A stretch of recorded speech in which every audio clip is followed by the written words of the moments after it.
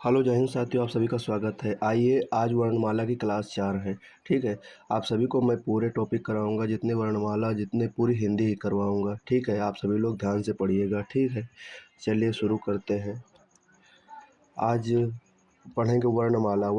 आज वर्णमाला की कौन सी क्लास है? चौथी क्लास है। कौन सी क्लास है? चौथे 4 नंबर की क्लास है। ठीक है, तो आप सभी लोग वर्णमाला पढ़ेंगे आज हमारे साथ में। तो पहला हमारा जो क्वेश्चन है, जो हमारा थ्योरी का मतलब है संयुक्त व्यंजन कौन से होते हैं? इसकी परिभाषा क्या है? संयुक्त जो वर्ण दो या भिन्न वर्णों के योग से मिल करके बनते हैं, उन्हें संयुक्त व्यंजन कहते हैं। ठीक है, चलिए इनकी संख्या 4 होती है। इनकी संख्या कितनी होती है? इनकी संख्या 4 होती है। इनकी संख्या 4 होती है। कितनी होती है? 4 होती है। कौन कौन से? नहीं, छा त्रा ज्ञा। कौन कौन से? छा त्रा और ज्ञा और स्रा। ये बनते किस किस योग से हैं? जरा देख लीजिए ध्यान से। ये बनते हैं का और आधा का और शा, मूर्धन्य सा से बनते हैं। ठीक है, तो छा बनेगा। ठीक है, किससे बनेगा? का आधा का हो गया, धन मूर्धन्य सा, ये मूर्धन्य सा बोलते हैं इसे। ठीक है, इससे क्या, इसका निर्माण क्या होगा? निर्माण होगा छा का। ठीक है, छा का। ठीक है, छा का। ठीक है, चलिए आगे बढ़ते हैं। और त्रा त्रा ता आधा ता और रा त्रा, ज्ञा जा और इया, आधा जा और इया, धन इया। ठीक है, और स्रा आधा तालब सा और धन रा। ठीक है, चलिए और आगे बढ़ते हैं। उच्छिप्त व्यंजन। उच्छिप्त व्यंजन परिभाषा है, जिन वर्णों का उच्चारण करते समय जीभ उठकर तुरंत नीचे गिरती है, उसे उच्छिप्त व्यंजन कहते हैं, या द्विगुण व्यंजन कहते हैं, या ताड़न जात व्यंजन कहते हैं, या फेंका हुआ व्यंजन कहते हैं। ध्यान रखिएगा, नाम ये इतने ध्यान रखिएगा। ताड़न जात, फेंका हुआ और उच्छिप्त द्विगुण, इसलिए 4 प्रकार से कहते हैं। ये कौन कौन से होते हैं? ये होते हैं डा और ढा, जिसे बोलते हैं डा ढा बोलते हैं। इनकी संख्या 2 होती है। कितनी होती है? इनकी संख्या 2 होती है। ठीक है, चलिए आगे बढ़ते हैं। आगे बढ़ते हैं। किसी शब्द की शुरुआत में उच्छिप्त व्यंजन नहीं होता है। किसकी शुरुआत में? जैसे उसको नहीं माना जाता है वो ये शब्द का, जैसे ढोलक होगा, ढक्कन होगा, डमरू होगा, इस शब्दों में यह उच्छिप्त व्यंजन नहीं माना जाए। ठीक है, चलिए आगे बढ़ते हैं। द्वित्व व्यंजन में उच्छिप्त व्यंजन का प्रयोग नहीं होता। जैसे द्वित्व व्यंजन से कबड्डी, जैसे डबल डबल अक्षर आते हैं, जैसे कबड्डी हो गया, अड्डा हो गया, बिल्ली हो गई, चक्की हो गई, टक्कर हो गया, और भट्ट नागर हो गया। ठीक है, इस प्रकार के शब्द। चलिए आगे बढ़ते हैं। अंग्रेजी के शब्दों में उच्छिप्त व्यंजन का प्रयोग नहीं होता है। जो अंग्रेजी शब्द होते हैं उसमें उच्छिप्त व्यंजन कभी भी प्रयोग नहीं होता। ठीक है, आगे बढ़िए। डा और ढा के तुरंत पहले तुरंत बाद अनुस्वर हो तो उच्छिप्त व्यंजन का प्रयोग नहीं होता है। जैसे ग्राउंड, ये अंग्रेजी का शब्द है ग्राउंड। ठीक है, चलिए आगे बढ़ते हैं। द्वित्व व्यंजन, जब दो समान व्यंजनों के बीच कोई स्वर ना हो तो उसे हम तब उसे हम द्वित्व व्यंजन कहते हैं। क्या? जैसे सत्ता समान व्यंजन, सत्ता समान व्यंजन, जैसे सत्ता, धक्का, अड्डा, कुत्ता, दिल्ली, बिल्ली, कलकत्ता, खट्टा, मक्का, पक्का, लज्जा, रस्सी, पत्ता, कद्दू, पट्टी, मिट्टी आदि आदि शब्द। ठीक है, इस प्रकार से। नहीं, अगर वीडियो अच्छा लगे तो दोस्तों ये वीडियो को ज़रूर शेयर करें और लाइक करें। सबसे महत्वपूर्ण है अपनी फीस जमा करें लाइक करके। ठीक है, आप लाइक करिए इस वीडियो को। चलिए आगे बढ़ते हैं। अयोग व किसे कहते हैं? जो वर्ण के योग से बने बने हैं किंतु व्यंजन के लिए अर्थ प्रकट करते हैं, उन्हें हम अयोगवा व्यंजन या असंगत व्यंजन कहते हैं। एक बात और ध्यान रखिएगा, अयोगवा को असंगत व्यंजन भी कहते हैं। ठीक है, पेपर में आ जाए कि असंगत व्यंजन किसे कहते हैं, तो असंगत व्यंजन को, अयोगवा को असंगत व्यंजन कहते हैं। ठीक है, इनकी संख्या कितनी होती है? 2 होती है। एक अनुस्वर होता है, एक विसर्ग होता है। क्या होता है? एक अनुस्वर होता है, एक विसर्ग होता है। ठीक है, चलिए आगे बढ़ते हैं। आगत व्यंजन, इनका प्रयोग अरबी फारसी शब्दों में किया जाता है। ठीक है, कौन कौन से?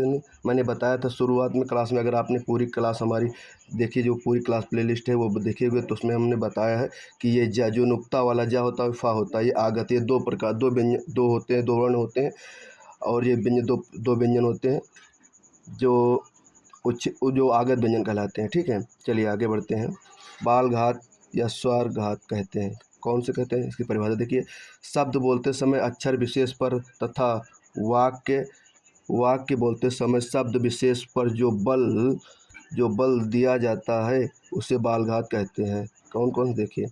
इसका प्रयोग कविता, भाषण, गीत, भाव पैदा करने के लिए बाल घात का प्रयोग किया जाता है। बारह खड़ी, किसी भी व्यंजन के साथ स्वरों की मात्रा जैसे री को छोड़ करके अनुस्वर और विसर्ग के साथ लिखने को बारह खड़ी कहते हैं। ठीक है, समझ गए ना। जैसे छोटा, बड़ा, छोटी, बड़ी, छोटाऊ, बड़ऊ, ए, आए, ओ, आओ, अन, आह, इसमें री को नहीं लेते। किसको नहीं लेते हैं, इसमें री को नहीं लेते हैं। ठीक है, चलिए आगे बढ़ते हैं। और जिसकी मात्रा का, जैसे का लिखा गया, का में का, की, कुक्कू, के, काए, को, काओ, कंग, का। ठीक है, सभी लोग ध्यान से पढ़िएगा। ठीक है, चलिए आगे बढ़ते हैं। ये हमारे छोटे बच्चों को पढ़ाया गया, छोटे स्कूलों में पढ़ाया, कक्षा 7, 8 में, 5, 6 में पढ़ाया गया। ठीक है, चलिए आगे बढ़ते हैं। अनुतान अनुतान क्या होता है, देख लीजिए। भाषा के बोलने में जो उतार चढ़ाव का बोध होता है उससे हम अनुतान कहते हैं। ठीक है, इससे हर्ष, शोक, आश्चर्य, घृणा, तिरस्कार आदि भावों को व्यक्त करने के लिए अनुतान का प्रयोग किया जाता है। ठीक है, ये होते क्या है, क्या, जैसे आप आ रहे हैं, क्या आप आ रहे हैं, मतलब जोर दिया जा, बल दिया जा रहा है। हाँ, मैं आ रहा हूँ। ठीक है, चलिए आगे बढ़िए। बिना खड़ी पाई वाले व्यंजन कौन कौन से होते हैं, जैसे डा, छा, टा, ठा, डा, ढा, रा, दा, हा। ये याद रखना। ठीक है मेरे दोस्त, ये सभी याद रखना। ठीक, आप सभी लोग याद रखना इनको। ठीक है, जैसे खड़ी पाई में देखिए दोस्तों, खड़ी पाई को हटा करके शब्द का संयुक्त रूप क्या होता है, इससे श्लोक। खड़ी पाई हम इसको मानते हैं, जैसे ये इसमें लगे हुए तो इसे हटा देंगे हम, बस जैसे श्लोक लिखना, हमें श्लोक लिखना है तो श्लोक इस प्रकार से। ठीक है मेरे भाई, चलिएगा देखते हैं आगे। जैसे श्लोक हो गया, ख्याप्त हो गई, ख्याति इस प्रकार से। लगन हो गई, लग्न लिख गया, कच्चा लिख गया, इसे द्वित व्यंजन भी कहते हैं। ध्वनि हो गया, प्यास का प्यास लिखा गया, छज्जा का छज्जा इस प्रकार से लिखा गया। ठीक है, इसे भी द्वित व्यंजन कहते हैं, कच्चा को भी द्वित व्यंजन कहते हैं। ठीक है, चलिए आगे बढ़ते हैं। घोष के आधार पर व्यंजनों का वर्गीकरण। घोष आगे हमारे अघोष और घोष। घोष मतलब आवाज़ होती, नाद होती है। घोष नाद के आधार पर, स्वर तंत्रिका के आधार पर। ठीक है, इसे क्या, कितने प्रकार से, 2 प्रकार से मतलब काउंट किया जाता है। जैसे घोषत्व के आधार पर व्यंजनों का वर्गीकरण और नाद के आधार पर स्वर तंत्रिका के आधार पर वर्गीकरण किया जाता है। घोष सघोष व्यंजन होते हैं, कौन कौन से थे, घोष सघोष। घोष को ही सघोष कहते हैं। ठीक है, जिन वर्णों के उच्चारण में स्वतंत्रिका में कंपन हो, अथवा दूसरी परिभाषा देखिए, ये परिभाषा है मेरे भाई, परिभाषा। ठीक है, चलिए आगे देखते हैं। जिन वर्णों का उच्चारण केवल नाद यानी आवाज़ के द्वारा होता है उन्हें हम सघोष या घोष व्यंजन कहते हैं। क्या कहते हैं, सघोष या घोष व्यंजन। जैसे प्रत्येक वर्ग का तीसरा, चौथा, पांचवा। ठीक, क्या, 3, 4, 5 तथा सभी स्वर होंगे। ठीक है, सभी स्वर द्विगुण व्यंजन और अंतस्थ व्यंजन, और हाँ ये ऊष्म वाला। ठीक है, और ये उच्छिप्त व्यंजन 2। ठीक है, इतने। और का वर्ग का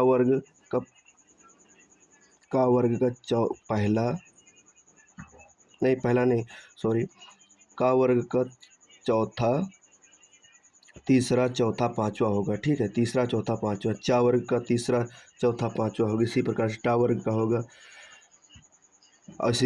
इसी प्रकार से पा वर्ग का होगा। ठीक है, पा वर्ग का, जैसे ये देखो, पा वर्ग का हो गया, ता वर्ग का हो गया। ठीक है, फिर चलिए नीचे आ जाइए। अघोष व्यंजन। अघोष व्यंजन जिन वर्णों के उच्चारण में स्वर तंत्रिका में कंपन ना हो, क्या हो, उसमें कंपन हो। अघोष में कंपन ना हो और सघोष में कंपन हो। ठीक है, इसमें ये अंतर है। ठीक है, थोड़ा अंतर देख लीजिएगा, ये अंतर है। जिन वर्णों की दूसरी परिभाषा हमारी है, जिन वर्णों के उच्चारण में केवल श्वास की आवश्यकता होती है। जैसे उदाहरण देख लीजिए, प्रत्येक वर्ग का पहला, दूसरा तथा तथा तथा ऊष्म व्यंजन, ये ऊष्म व्यंजन होते हैं मेरे भाई, ये ऊष्म व्यंजन होते हैं। ठीक है, जैसे का वर्ग का पहला, दूसरा, ये क्या होंगे, ये होंगे आपके अघोष। पहला, दूसरा, ये होंगे आपके अघोष, ये आपके अघोष होंगे। ठीक है, कौन कौन से होंगे, ये अघोष होंगे, अघोष। ठीक है, ये अघोष होंगे, मतलब पहला और दूसरा। ठीक है, आपको याद रखना है। ठीक है, चलिए आगे बढ़ते हैं। जैसे इसमें का वर्ग का पहला, का वर्ग का, चा वर्ग का, टा वर्ग का, ता वर्ग का, पा वर्ग का। ठीक है, चलिए आगे बढ़ते हैं।